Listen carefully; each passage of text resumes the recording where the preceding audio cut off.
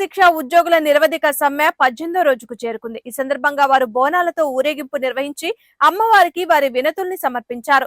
స్మృతివనం నుండి bus stand, Sunkulamma temple నుండి జములమ్మ దేవాలయం వరకు బోనాలతో పెద్ద ఎత్తున ఊరేగింపు నిర్వహించారు.